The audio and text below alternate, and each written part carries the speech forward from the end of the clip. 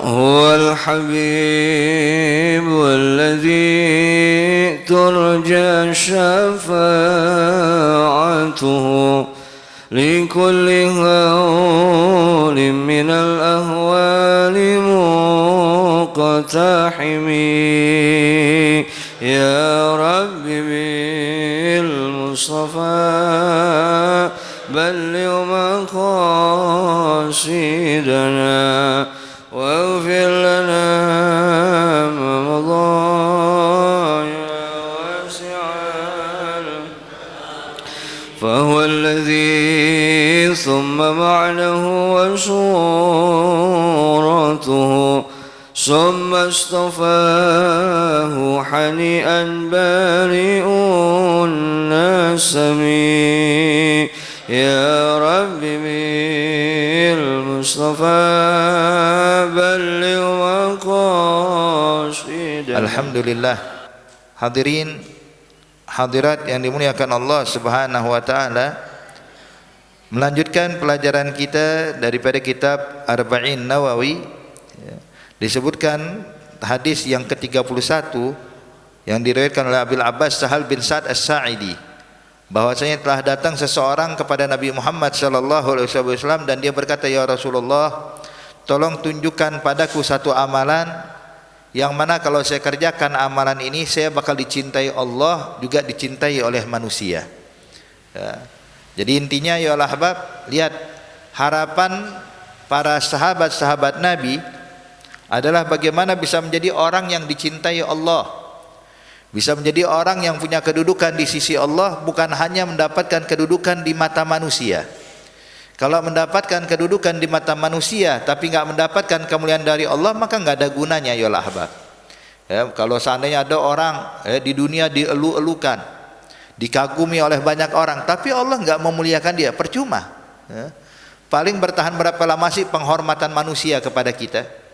Ya, 10 tahun, 20 tahun semasa kita hidup. Bahkan kadang-kadang orang baru dielu-elukan sebentar, tahu-tahu udah dijatuhkan.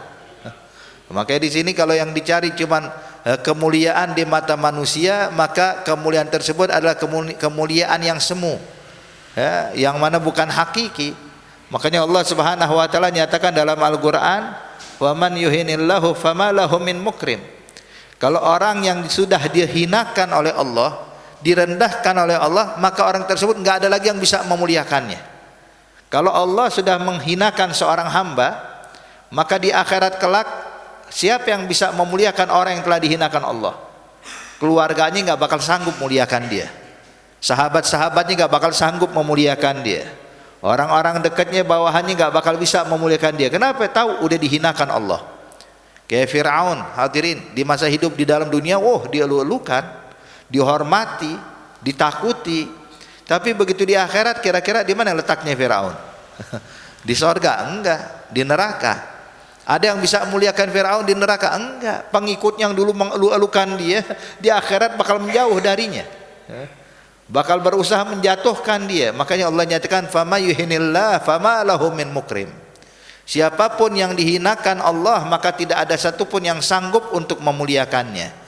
Maka yang kita cari hadirin, sebelum mendapatkan kedudukan di mata manusia, berusahalah menjadi orang yang punya kedudukan di hadapan Allah.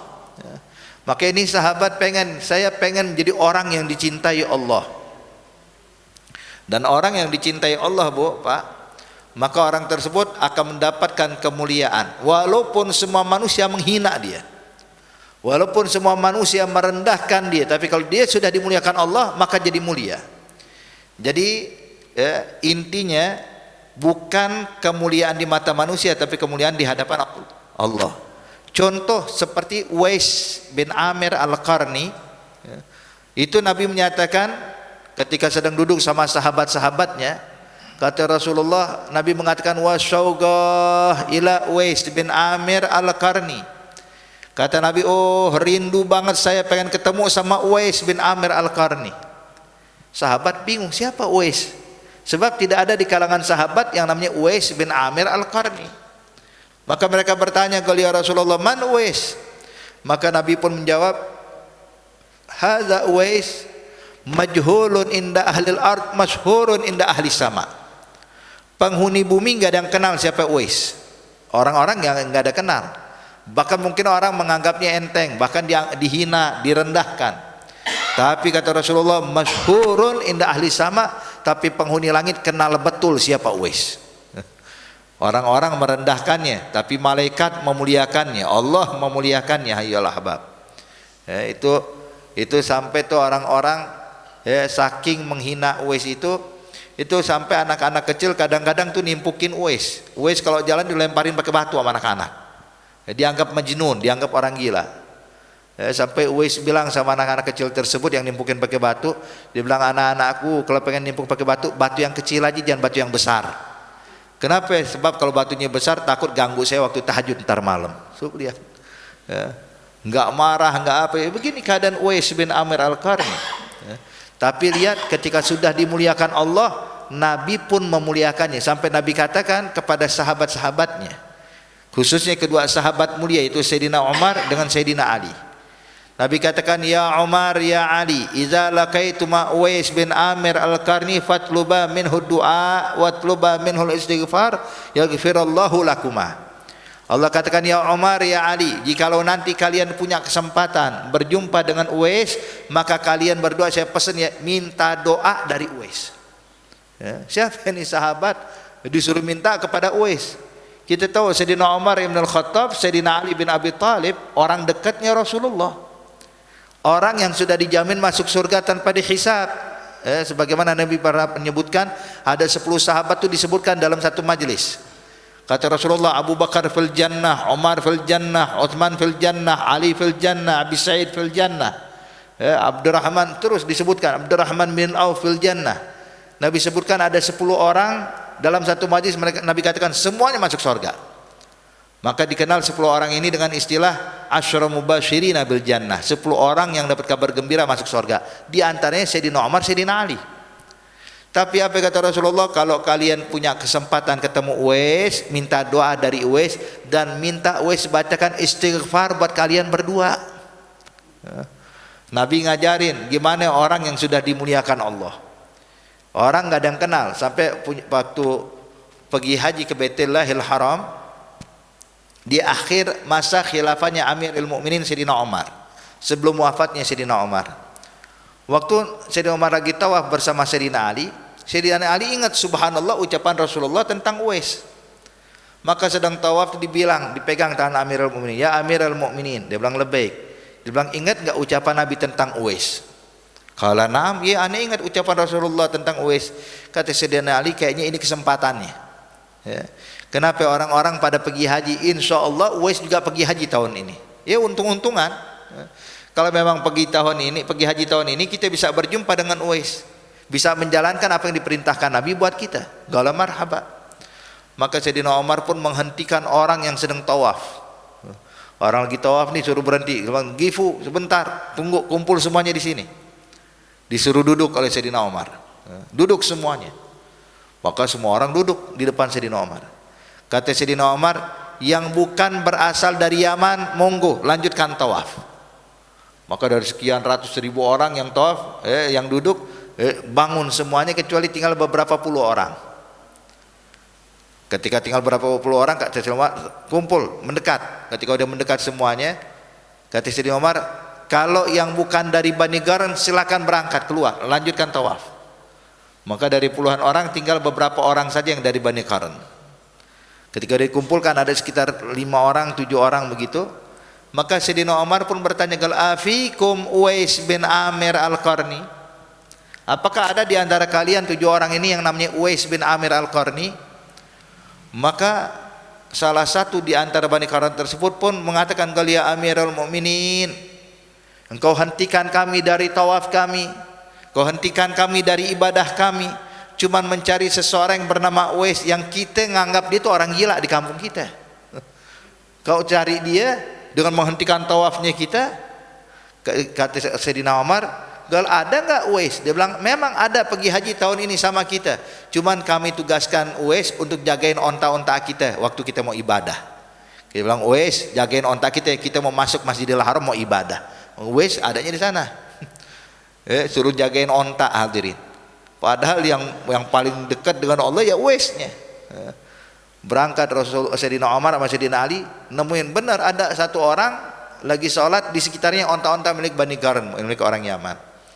Terjadilah dialog yang ma'ruf hadirin, sampai akhirnya Sayyidina Umar pun didoakan dan juga dibacakan istighfar oleh Uwais bin Amir Al-Qarni. Wahakadha.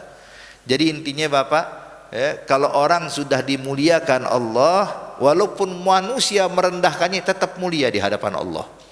Wahakadha. Maka cari kemuliaan di hadapan Allah, bukan kemuliaan di mata manusia. Maka di sini sahabat nanya, tolong dong ya Rasulullah, ajarkan aku satu amalan yang mana kalau aku amalkan maka insya Allah Allah cinta sama saya dan manusia juga cinta sama saya. Saya pengen keduanya cinta sama saya, Allah dan makhluk.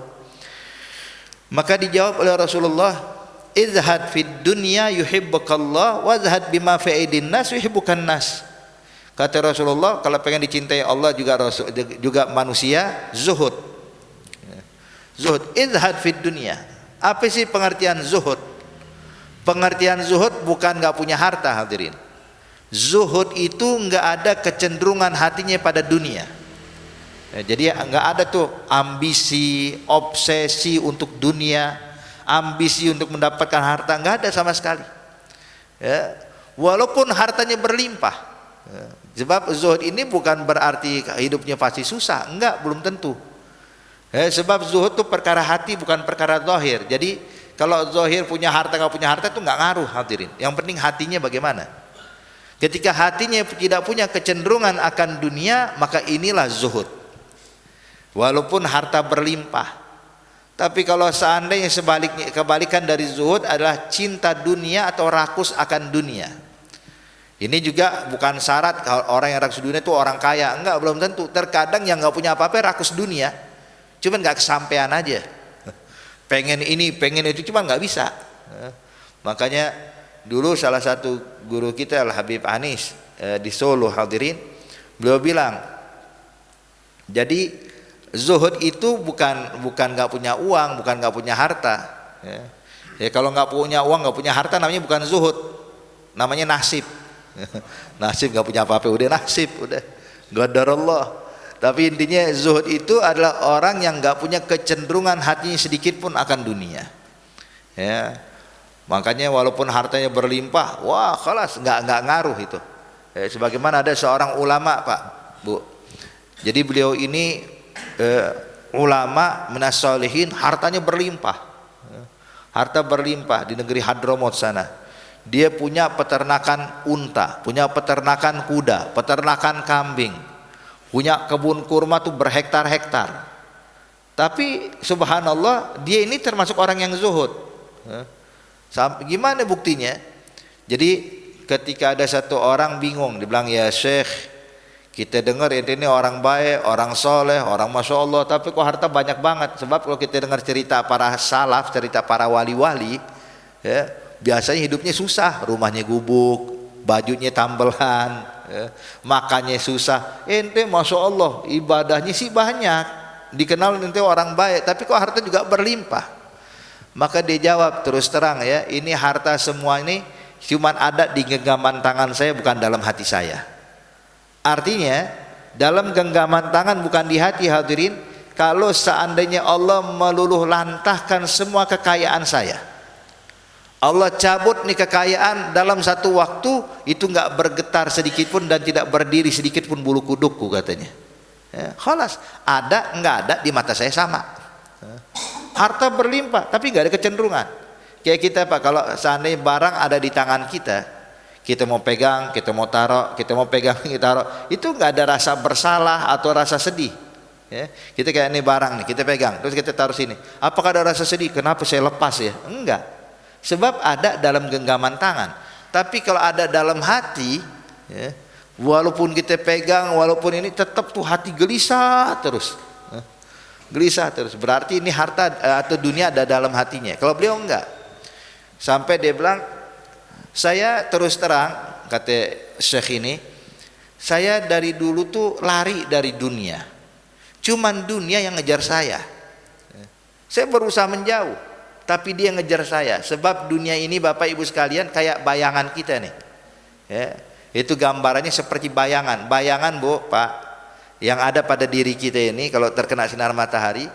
Kalau kita mau kejar bayangan kita, kita berjalan menuju bayangan, maka bayangan berjalan meninggalkan kita. Kita maju selangkah, dia kabur selangkah. Kita maju 5 langkah, dia kabur 5 langkah dari kita. Semakin kencang kita ngejar bayangan, makin kencang lari meninggalkan kita. Tapi coba kita berhenti dia. Coba kita berpaling, berpaling dari bayangan kita. Kita jalan selangkah, dia bakal ngikutin kita selangkah. Kita lari kabur dari bayangan, bayangan ngejar kita. Ya begitu tuh dunia. Jadi kalau kita ngejar dunia, dunia makin lari. Tapi coba berpaling kembali kepada Allah, dunia yang datang pada dia. Makanya hadirin, dia bilang itu saya ini berusaha lari, cuman dunia tetap ngejar saya. Tapi saya pengen buktikan, kalau saya ini bukan orang yang cinta dunia. Jadi nanti waktu panen, nih korma saya nih saya bakal kirim ke Irak. Irak kala itu Pak, pusat kebudayaan Islam. Dan juga kala itu korma yang terbaik itu adanya di Irak. Jadi korma Hadramut itu, korma Yaman, korma Hadramut itu dibandingkan korma Irak itu kualitas rendahan. Bahkan bisa dibilang kalau korma Hadramut itu di Irak itu cuma buat kasih makan hewan, buat tangannya hewan, buat hewan ternak. Bukan makanan manusia. Tapi kata beliau, bilang saya bakal kirim nih korma saya begitu panen pakai kapal kirim ke Irak. Sampai temennya bilang jangan, saya yakin ente orang soleh, saya percaya. Dia bilang lah, saya pengen buktikan kalau saya ini sebenarnya nggak cinta dunia, tapi dunia yang ngejar saya. Ibaratnya ketika dijual ke Irak, ini namanya rugi pasti, nggak bakal ada orang beli. Dibuang tuh semua kekayaannya ke Irak. Waktu dikirim ke Irak nih korma hadirin, masuk nih yang nerima wakil yang ada di Irak, bawa tuh korma dijual di pasar korma di Irak. Itu jangankan ada orang beli, orang noleh juga kagak hadirin. Kenapa? Korma Hadramut di Irak tuh makanan hewan, bukan makanan manusia. Akhirnya subhanallah, sehari 2 hari nggak laku, seminggu 2 minggu kagak laku toko korma, wala satu pun keluar dari toko korma tersebut. Subhanallah, Irak ngalamin wabah taun, yang mana sehari itu bisa berapa orang meninggal. Jadi kalau orang kena kayak corona zaman dulu kita ya hadirin ya, ini lebih parah lagi ini. Jadi wabahnya itu orang kalau kena pagi sore pasti meninggal. Jadi pernah sekali waktu ada satu orang anaknya kena wabah ini, bingung, umurnya nggak bakal panjang umur nih, bakal sore meninggal ini. Maka orang tua ini ketika ngelihat anaknya kena wabah tersebut, dia ingat pernah masuk pasar korma, ngelihat ada orang jual korma Hadramut. Ini aneh, masa korma Hadramut dijual di sana? Dia berangkat ke pasar korma, nanya, ini korma punya siapa? Dia bilang, ini korma punya seorang ulama besar, orang yang masya Allah, orang yang soleh, namanya Syekh Fulan bin Fulan. Dia bilang, ajib ya. Terus terang, aneh bingung, ini korma ini dijual sini. Kata yang jagang juga, saya juga bingung disuruh jualan korma Hadramut. Ya. Dia bilang, khalas, aneh mau beli. Ya. Kali aja dengan di anak saya nih makan korma ini, insya Allah Allah kasih kesembuhan. Maka dibeli, dibawa pulang, dikasih makan tuh anaknya korma tersebut. Begitu dimakan, subhanallah sembuh, jadi obat. Ya. Balik lagi dia karena pengen berterima kasih anaknya jadi hidup lagi, jadi panjang umur. Dia bilang, pedagang korma, ente mau nggak nyenengin guru ente Syekh Fulan bin Fulan tuh yang ada di Hadramut? Dia bilang, pengen. Udah, saya bantu jualin kormanya ente. Ini obatnya wabah nih, ini dia obatnya. Orang pasti beli berebutan. Maukah engkau saya ajarkan cara jualnya? Gimana? Setiap 1 butir diganti dengan 1 keping emas. 1 butir korma dengan 1 keping emas. Itu obatnya. Subhanallah, laku habis hadirin, dan semua orang sembuh. Datang bertonton korma, pulang bertonton kepingan emas.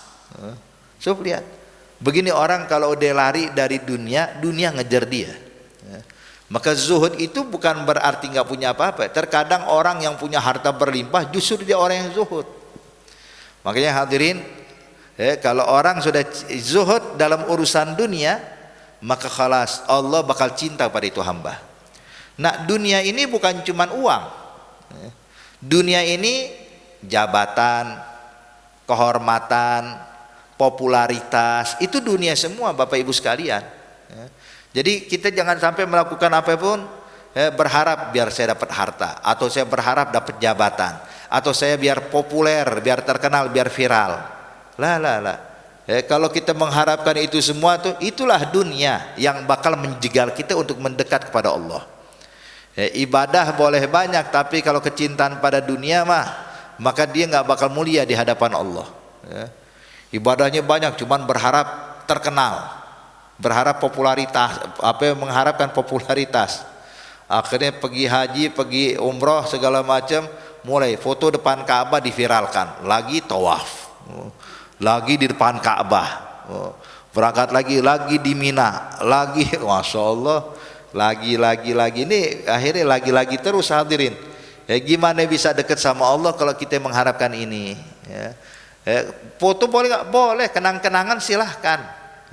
Cuman tujuannya bukan untuk biar nanti taruh di media sosial biar orang ketahui saya ini orang soleh, saya ini rajin umroh, lah. Tapi tujuan ente foto ya buat kenang-kenangan, boleh, nggak dilarang hadirin.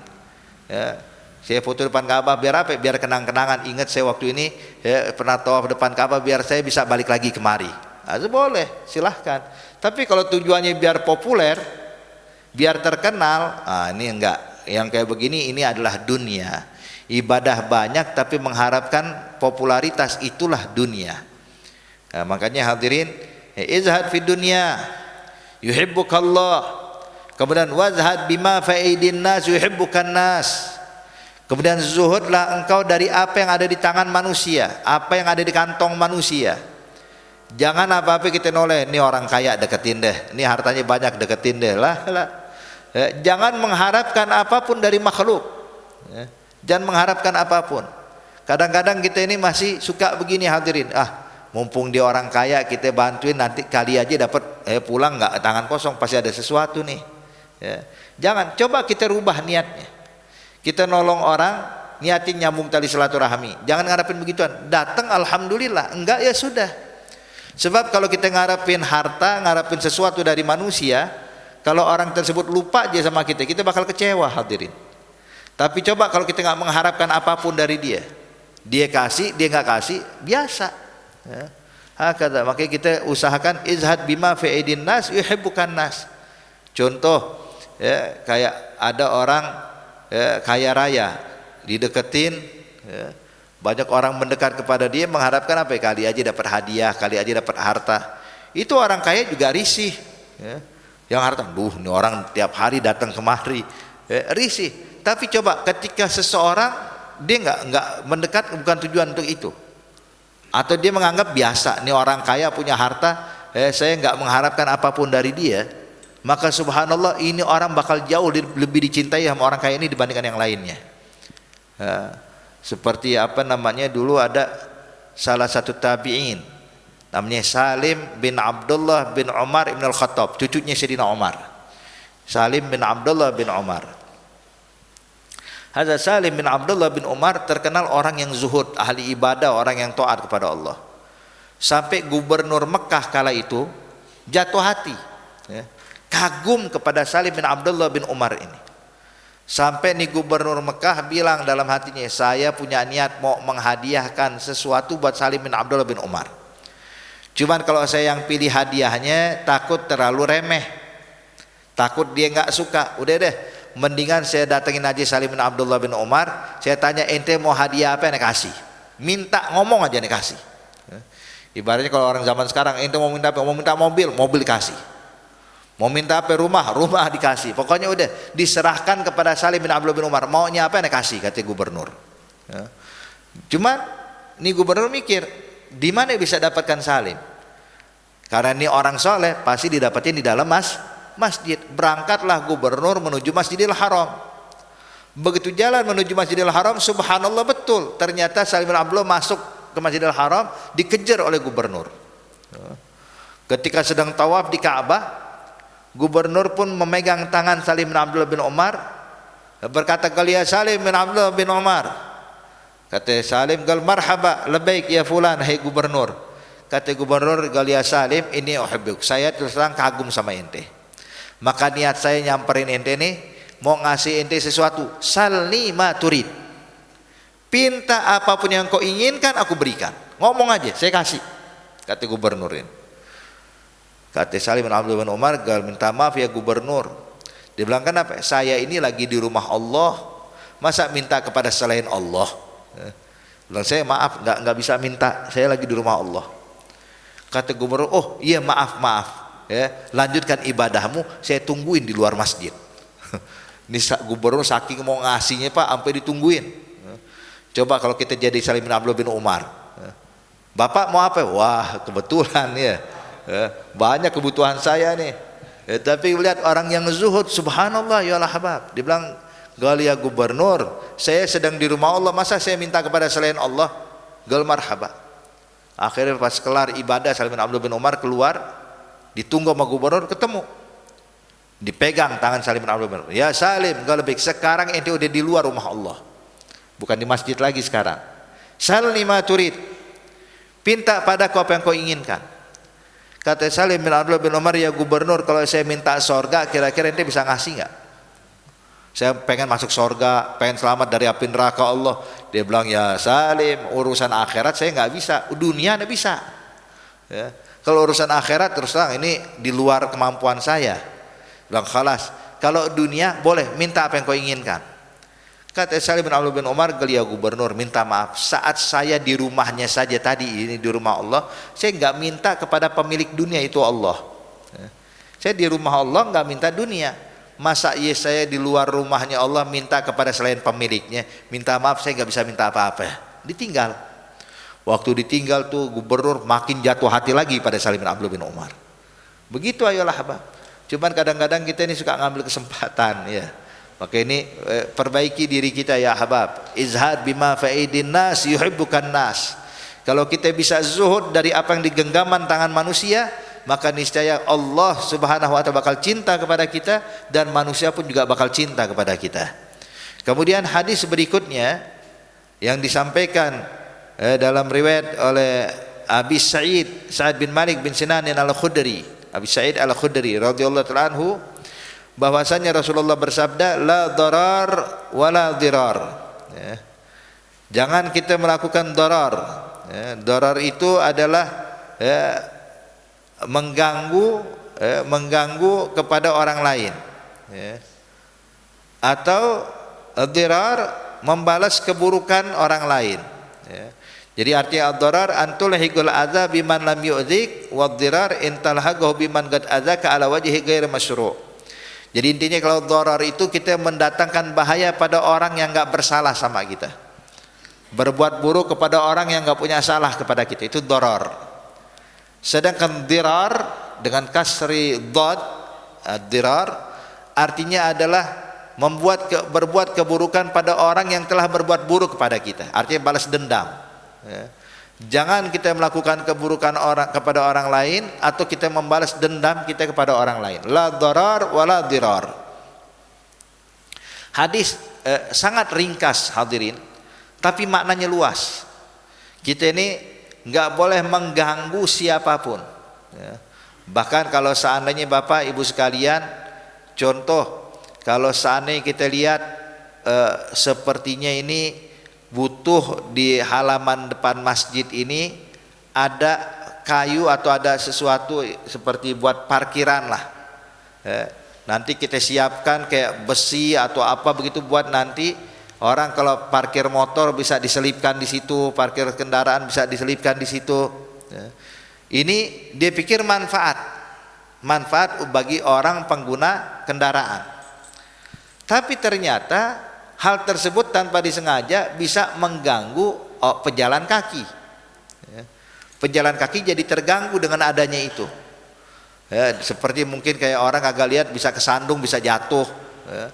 Maka intinya sesuatu yang mendatangkan manfaat tapi mendatangkan bahaya bagi orang lain, maka itu tidak boleh kita kerjakan ayolah Habab, ya. Maka ini ada istilah dalam ilmu usul, darbul mafasid khairum min mencegah perbuatan yang buruk lebih baik daripada mendatangkan manfaat, ya, mencegah lebih baik daripada mendatangkan manfaat, ya. Jadi intinya kalau seandainya mengganggu orang lain maka sebaiknya jangan. Itu dalam segala hal. Baik kita ganggu orang, baik kita punya niat untuk mengganggu atau tidak punya niat untuk mengganggu. Jangan. Makanya seperti kayak rumah kita ini di pinggir jalan, rumah pinggir jalan. Kemudian kita bikin balkon, kita bikin balkon menjurus ke arah jalan. Yang mana orang yang tadi jalan biasa, gara-gara ada balkon kita jalan mesti nunduk. Atau kendaraan yang tadinya mobil bisa lewat, mobil truk bisa lewat, gara-gara ada balkon akhirnya nggak bisa lewat, terganggu. Maka ini juga perbuatan doror, perbuatan doror. Ini pun nggak boleh. Makanya itu disebutkan oleh fuqaha di dalam kitab fikih, ada istilah namanya itu ar-rausan.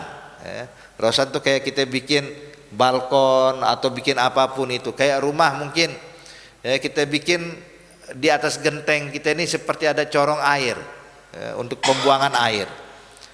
Ini kalau seandainya kan manfaat buat kita, biar genteng kita itu bisa nggak terlalu berat, menahan beratnya air, volume air, hadirin, dibuang.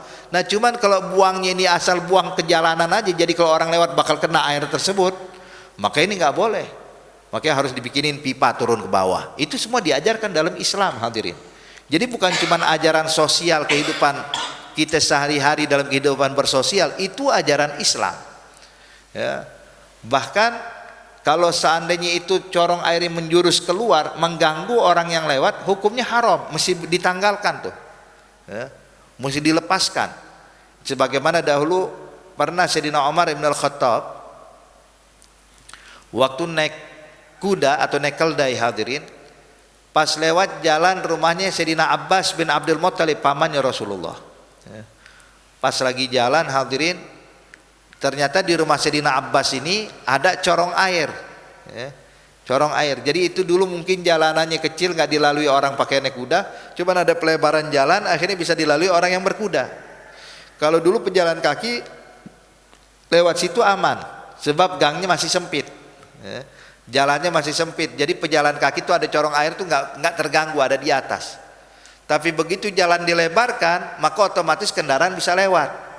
Begitu kendaraan bisa lewat, orang naik kuda, kan ada corong air, mesti nunduk dulu. Maka kata Sayyidina Umar, ini mesti dicopot.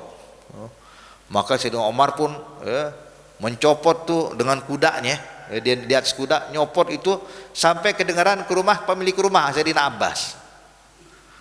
Kata Sayyidina Abbas, ada apa nih depan rumah saya kok ada suara apa gerasak gerusuk, hadirin. Pas ngelihat Sayyidina Umar lagi nyopotin tuh corong air itu, dicopot. Terus disamperin kepada Abbas, ya Abbas, hadza hukumnya haram, ya, ente bikin corong airnya mengganggu orang yang lewat. Sayyidina Abbas gal marhaba, silakan ya Amirul Mukminin, tapi kalau aneh sih kagak berani nyopotinnya. Dia bilang, kenapa nggak berani ya Abbas? Kata Abbas, sebab yang masang itu dulu bukan saya, yang masang itu dulu Nabi Muhammad. Jadi dulu nih gang sempit, jadi dipasang sama Rasulullah tuh corong air itu dengan tangannya Rasulullah yang masang. Makanya saya sampai sekarang tahu jalan dilebarkan, nggak berani nyopot. Tapi kalau dia berani ya silahkan aja. Dengar kayak gitu gemeteran Sayyidina Umar. Gol, Nabi Muhammad yang masang ini corong. Dibilang betul. Ya Abbas, kalau gitu balikin lagi. Kata Sayyidina Abbas, ya silahkan balikin. Dibilang nggak, tolong, ente yang balikin. Kata Sayyidina Abbas, kalau marhaba, yaudah nanti deh saya cari alat atau sesuatu yang tinggi saya bisa naik ke atas. Dia bilang enggak, naik ke pundak saya, kata Sayyidina Umar. Maka Sayyidina Umar ngasih itu corong air, hadirin, jongkok Sayyidina Umar, Amirul Mukminin ini presiden nih, hadirin, nyuruh Sayyidina Abbas naik ke atas pundak saya biar saya gotong ente naik ke atas. Maka Sayyidina Abbas naik ke atas badan Sayyidina Umar naik nahan begitu, hadirin, untuk dipasang kembali itu corong air. Cuman asyahid di sini ya habab, di dalam Islam nih hal ini udah dibahas. Pokoknya apapun yang mengganggu orang lain tuh nggak boleh, nggak boleh, dilarang dalam Islam.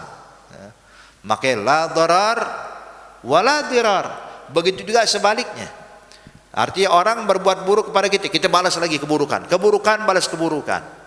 Ini yang kayak begini, keburukan balas keburukan, nggak bakal kelar sampai seterusnya, hadirin. Dia ganggu kita ganggu ulang, ntar balas lagi, terus begitu. Akhirnya permusuhan nggak kelar-kelar.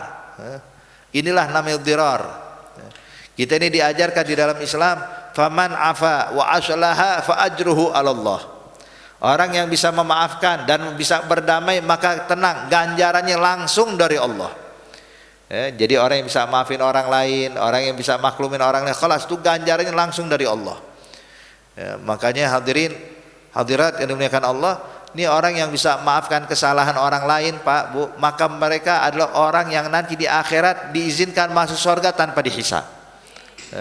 Sampai kata Rasulullah, nanti di akhir zaman, di hari kiamat, di padang mahsyar akan terdengar seruan, bangunlah kalian yang pahalanya ditanggung sama Allah. Maka bangunlah orang yang biasa maafin kesalahan orang lain. Hakata. Makanya kita memang berat, maafin orang lain ini nggak gampang. Maafkan orang, minta maaf aja sulit, apalagi maafin orang, Pak. Kita salah nih, mau minta maaf itu susahnya bukan main. Gengsi, malu, ya. Berat, minta maaf itu berat, apalagi memaafkan. Namun lihat, ketika dia bisa memaafkan kesalahan orang lain, maka orang tersebut akan dijamin dapat ampunan Allah Subhanahu wa taala. Itu sampai Sayyidina Abu Bakar Siddiq disebutkan oleh Allah dalam Al-Qur'an. Wa man ya'tal ulul fadl minkum wasa'ah, ila akhir surah disebut, ila akhir ayat disebutkan ala tuhibbun ayaghfirallahu lakum. Kira-kira mau enggak Allah ampuni dosa kalian? Artinya ini maafin orang yang salah sama engkau, maklumin kesalahan orang lain, maafkan kesalahan orang lain yang telah berbuat buruk padamu, maka ente bakal dapat ampunan Allah Subhanahu wa taala. Ini yang dijanjikan Allah buat orang-orang yang bisa memaafkan kesalahan orang lain. Makanya hadirin, kita ini hidup di dunia pasti ada aja yang ganggu, ya. Dari kita ini mesti gedein hati kita. Ketika ada orang ganggu kita, Bu, Pak, ada orang nggak senang sama kita, ada orang menfitnah kita, tanda kalau bapak dan ibu punya kebaikan. Sebab likulli khairin mahsud, sebab segala sesuatu yang baik pasti banyak orang yang iri. Setiap kita punya kebaikan pasti banyak orang yang nggak suka. Makanya hadirin, ketika orang nggak suka sama kita, di sisi lain kita sedih, cuman sisi lain buat gedein hati kita, alhamdulillah, berarti saya punya kebaikan yang nggak dimiliki sama dia. Makanya dia nggak senang kalau saya punya kebaikan. Likulli khairin mahsud, ini udah tabiat, dimanapun itu pasti begini. Pokoknya kita punya kelebihan aja, pasti ada yang nggak suka. Jadi kalau ada orang nggak suka sama kita, gangguin kita, ya udah biarin deh. Berarti kita punya kelebihan, dia nggak punya. Hakata. Tugas kita apa? Maafin, maklumin. Maklumin, namanya juga manusia. Maka itu sampai sahabat Nabi, Bapak Ibu sekalian, mereka bilang, kalau seandainya ada orang berbuat salah kepada saya, maka saya bakal mencarikan 70 alasan biar bisa saya maafkan dia. 70 alasan untuk saya bisa maklumin dia. Jadi contoh, kita ketemu satu orang, tahu ini tetangga kita ucapin salam kepada dia, ini tetangga walau menjawab salam kita malah melengos dari kita. Kita mungkin spontan bakal marah, tersinggung. Kita udah ramah, kita udah ucapin salam, nggak dijawab, pakai melengos lagi. Memang salah saya apa sih? Kita bakal terpancing tuh. Nah, di situ hadirin, tugas kita dalam keadaan seperti ini, yang kita cari bukan 70 alasan agar kita musuhin dia, tapi cari 70 alasan biar kita bisa maafin dia. Ya, jangan cari kesalahan dia lah, tapi anggap maklumin aja.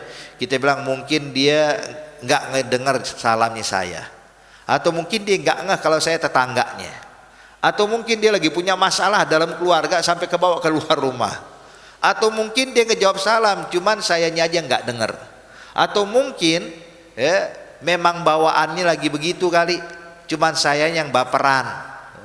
Kan itu, Bu, Pak, emosi kita yang tadi meluap langsung reda tuh semuanya, hilang. Nah, ini yang diajarkan dalam Islam. Yang diajarkan dalam Islam tuh nggak boleh kita membalas keburukan dengan keburukan. Makanya pernah ada di satu kampung di sana hadirin, di Yaman sana, itu ada hakim diutus oleh sultan tinggal di kampung tersebut. Cuman nih bertahun-tahun nih hakim tinggal di kampung tersebut nggak pernah nanganin permasalahan, nggak ada kasus sama sekali. Sehingga nih hakim cuma makan gaji buta. Kantornya ada, tempat pengadilannya ada, tapi nggak ada orang ngangkat kasus kepada dia. Sampai nih hakim bingung, nih saya kerja bertahun-tahun tapi nggak ada kasus sama sekali. Hakim pun pergi ke pasar, lihat orang lalu lalang di pasar, dipanggil, dikumpulin semua orang. Ayuhan nas, dikumpulin semua orang kumpul di depan hakim. Maka hakim nanya, atadrun man ana, kalian tahu nggak siapa saya? Semua orang mengatakan, naam, ente hakim di kampung kita, kenal lah ente hakim di kampung kita. Terus hakim nanya, tahu nggak rumah saya di mana? Ya tahu, rumah ente sebelah sana. Artinya hakim tambah bingung, dia kenal saya, tahu rumah saya, tapi kok nggak ada kasus.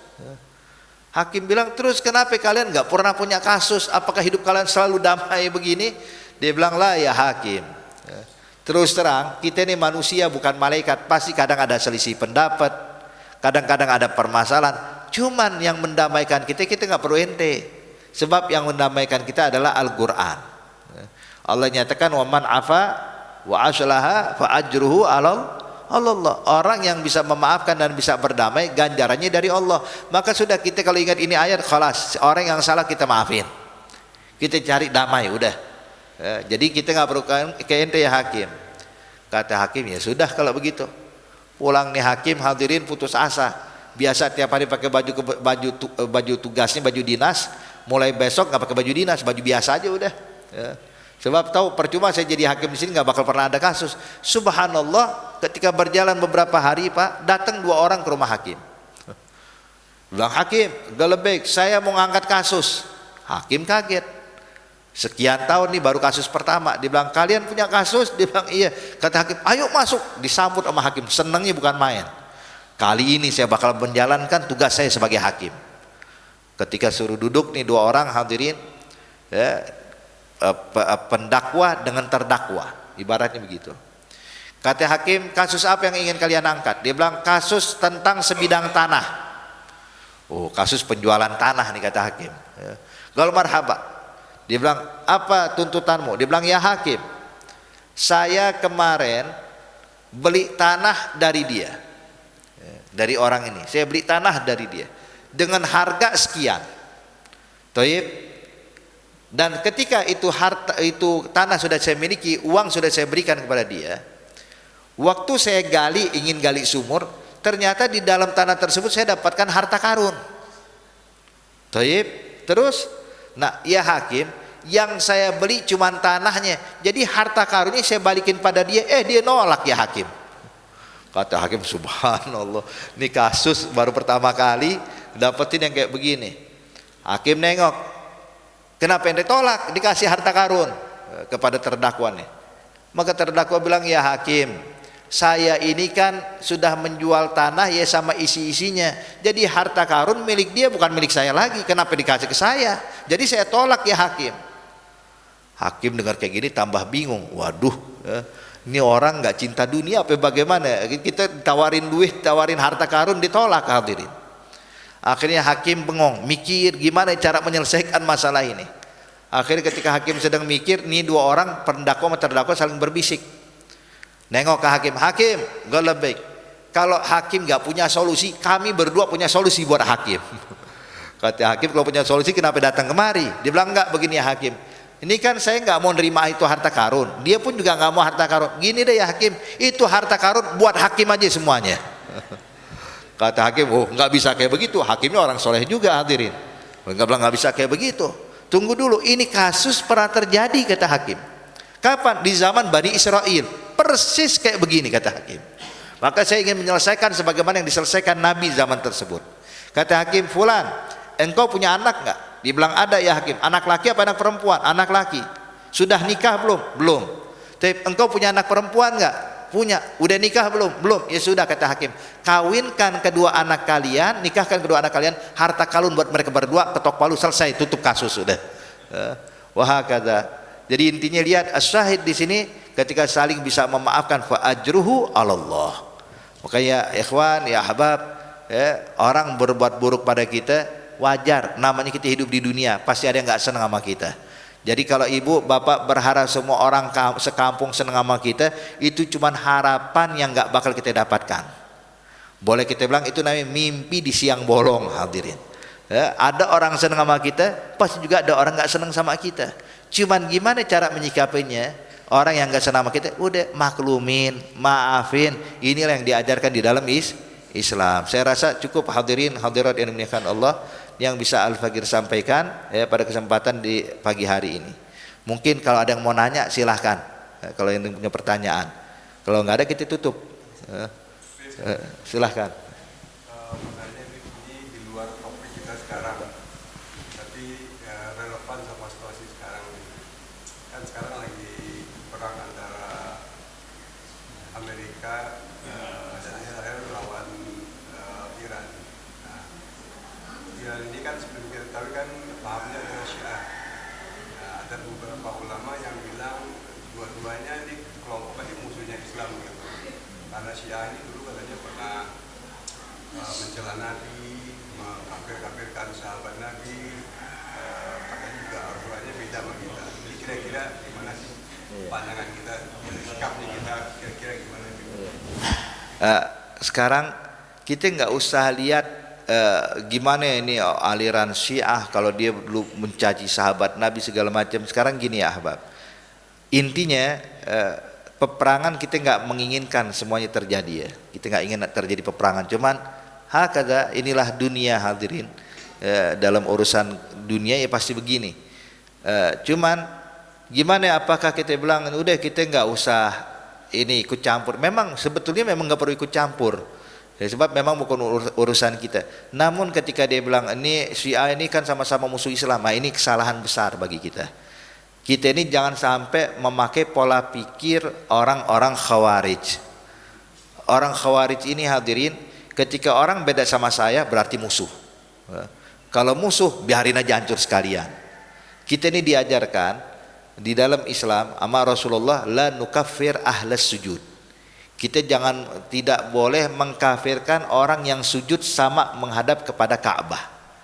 Yang kita sembah Allah sama, mau aliran apapun itu yang disembah adalah Allah.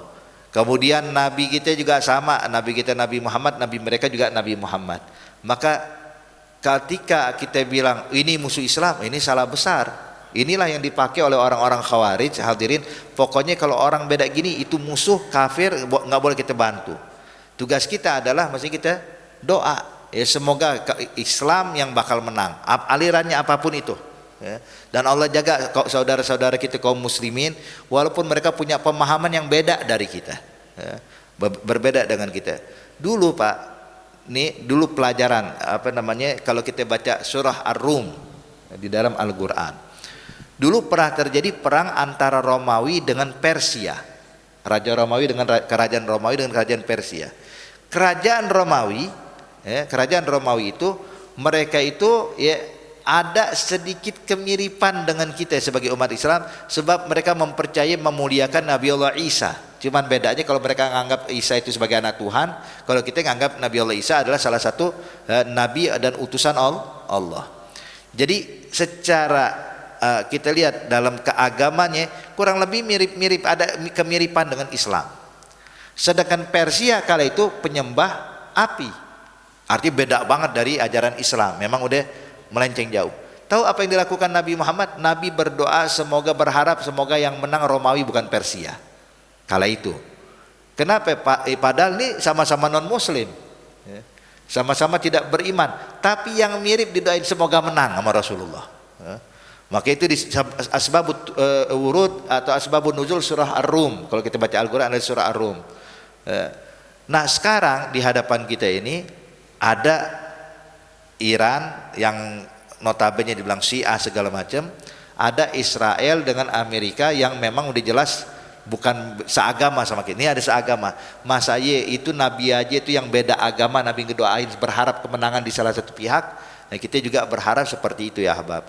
Jadi tugas kita jangan kita langsung katakan udah mereka biar mati binasa lah. Kita ini hadirin walaupun yang perang non muslim sama non muslim, tapi di sisi lain kita harus juga memuliakan sisi kemanusiaan. Walaqad karamna bani Adam. Kita tentunya nggak pernah menyetujui yang adanya peperangan sebab akan terbunuh manusia dengan manusia. Khusus yang terbunuh itu abria. Siapa itu abria? Abria itu adalah orang yang nggak bersalah, masyarakat awam. Ini yang punya masalah orang-orang pemerintahnya, tapi yang jadi korban adalah rakyatnya. Ini kalau yang terjadi non muslim sama non muslim, kita pun juga bakal tidak menyetujui hal tersebut. Ya. Lalu bagaimana kalau yang ternyata yang terbunuh juga ada kaum muslimin? Jadi intinya tugas kita doakan semoga ini peperangan tetap cepat selesai dan tidak berlangsung lama, dan semoga juga kemenangan buat orang-orang yang lebih mirip dengan kita walaupun berbeda mazhabnya dengan kita. Insyaallah hakadha ya. Ada lagi? Cukup? Insyaallah ya. Ya khair. Al-Fatihah bil qabul wa tamul ma'mul yaghfir walidina walidikum amatina amwatikum amatil muslimin ajmain ala hadhihi niyya wa kullu niyatin salihah wa ila hadratin nabi Muhammadin sallallahu alaihi wa alihi wasallam. Al-Fatihah. Bismillahirrahmanirrahim. Alhamdulillahirabbil alamin arrahmanirrahim maliki yaumiddin iyyaka na'budu wa iyyaka nasta'in ihdinas siratal mustaqim siratal ladzina an'amta 'alaihim ghairil maghdubi 'alaihim waladdallin amin. Rabbana taqabbal minna innaka antas samiul 'alim wa tub 'alaina innaka antat tawwabur rahim.